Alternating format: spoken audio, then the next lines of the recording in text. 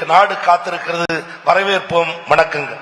நன்றி நன்றி ஐயா. அடுத்ததாக அன்பில் மகேஷ் சார், உங்ககிட்ட உங்களுக்கு சட்டுன்னு ஞாபகம் வர இல்ல நீங்க ரொம்ப நெகிழ்ந்த ஒரு 2 மாணவர்கள், மாணவி மாணவர் யாரா வேணா இருக்கலாம், 2 பேரோட ஏதோ ஒரு இன்டராக்ஷன் உங்களால சொல்லுங்க. நிறைய இருக்கும், உங்களுக்கு தெரியும்.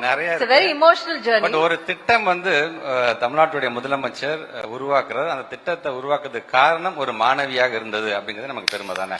அது அந்த காலை உணவு திட்டம் இன்னும் என்னால மறக்க முடியாது.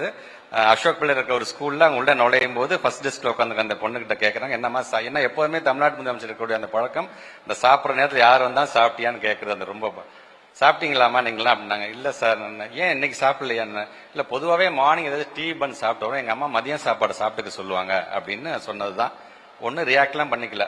அந்த ஸ்கூல்ல ஃபங்க்ஷன்லாம் முடிச்சுட்டு நேரா கோட்டைக்கு போனவங்க எல்லா ஐஏஎஸ் ஆபீசரையும் வர சொல்லி முதல்ல எங்க பிள்ளைங்க வயிறார சாப்பிட்டுட்டு ஸ்கூலுக்கு வரணும் அப்படிங்கிறதுக்காக சொல்லி உருவாக்கப்பட்டதான் அந்த காலை உணவு திட்டம். அதனால எனக்கு என்னைக்குமே அது மறக்க முடியாத ஒரு திட்டமாக. எந்த ஸ்கூல் சொன்னீங்க sir? Ashok pillar. Ashok pillar கிட்ட இருக்க அந்த ஸ்கூல்ல இருக்கிற அந்த மாணவி, தேங்க்யூ சோ மச். உனக்கு தெரியாது, நீ எவ்வளவு சாதாரணமா ஒரு விஷயத்த சொல்லிட்டீங்க. அந்த ஒரு சின்ன மாணவியோட குரலும் நம்மளுடைய முதலமைச்சர் கேட்டிருக்காரு, அதுல இருக்கிற வலிய புரிஞ்சிருக்காரு, அதுக்காக ஒரு சிறப்பான விஷயத்தை செஞ்சிருக்காரு இல்லையா? How beautiful. இன்னொரு நிறைய இருக்காங்க. இப்ப நம்முடைய மதி சொன்ன மாதிரி அண்ணல் அம்பேத்கருடைய உயர்கல்விக்கு படிங்கிற ஒரு திட்டம், அது அவரோட டிபார்ட்மெண்ட் தான். பட் இருந்தாலும் ஸ்டூடெண்ட்ஸ் அப்படின்னு வரும்போது அது நாங்க எல்லாருமே சொந்தம் கொண்டாடுவோம். லண்டனுக்கு நான் போயிருந்த பொழுது அந்த திட்டத்தின் மூலமாக பயன்பெற்ற அவங்க சொன்னாங்க பாத்தீங்களா, ஒவ்வொரு ஸ்டூடெண்ட்டுக்கும் 35 லட்சம் ரூபாய் செலவு செய்யறாங்க. கடந்த கால ஆட்சி நான் இப்ப கம்பேர் பண்ண நினைக்கிறேன்னா அது 2 பேர் அட் த மேக்ஸிமம் போனாங்க.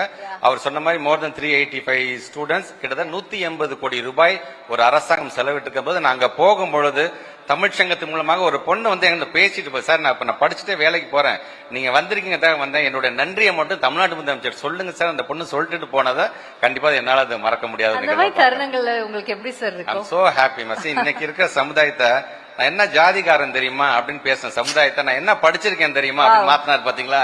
அதான் எங்க தமிழ்நாட்டு முதலமைச்சருடைய மிகப்பெரிய ஒரு அச்சீவ்மெண்டாக அதை நாங்க பாக்குறோம். Beautifully, very well said. Thank you, minister. Thank you.